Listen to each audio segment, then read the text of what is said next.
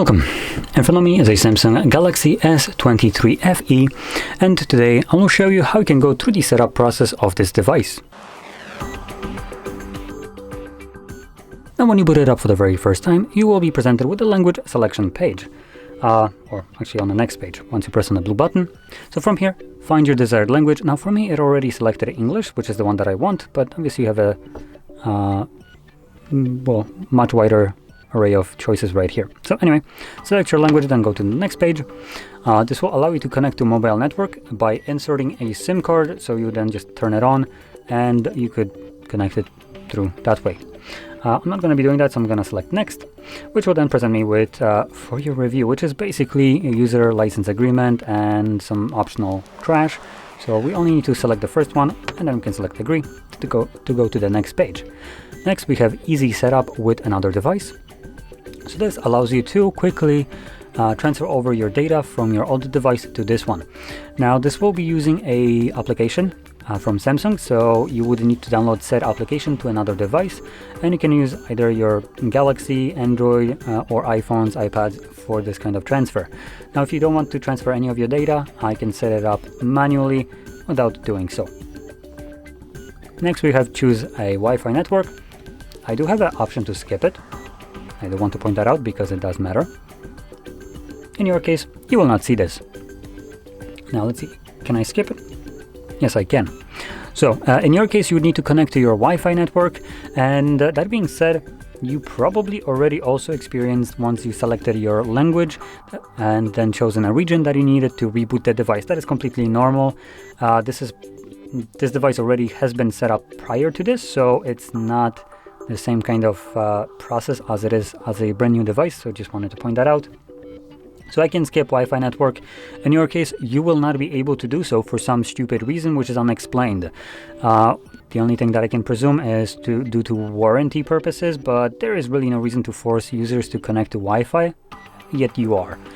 Now, once you connect to your network, you will not see this page where I get to fix up my time. That is because your time will be set automatically based off of network. Next page, we will have Google services like location, scanning, and sending user and diagnostic data. Now, if you don't want them, you can turn them off. And you can go to the next page, which will then allow you to protect your device. I will also mention, you probably also seen option to log into your Google account, which will not show up for me.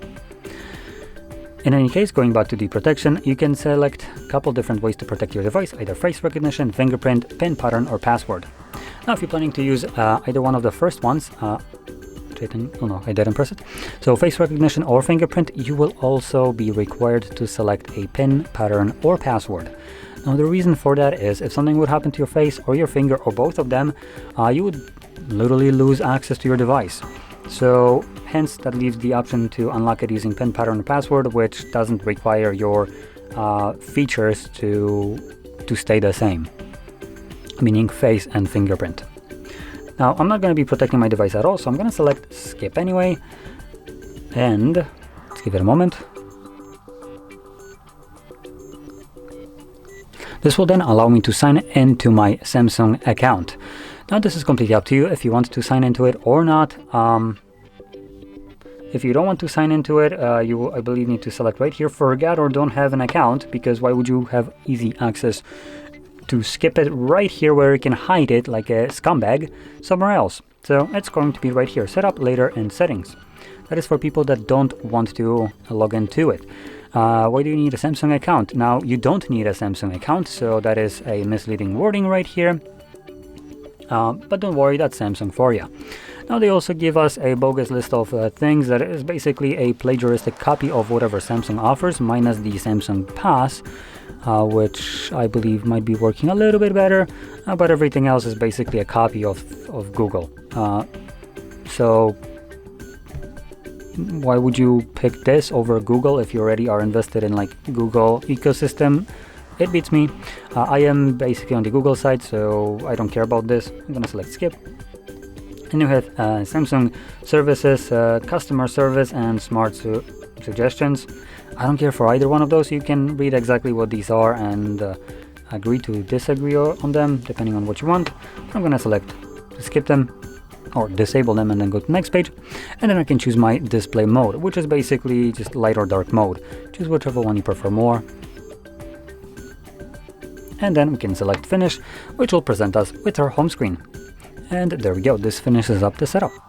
Now, if you found this video helpful, don't forget to hit like, subscribe, and thanks for watching.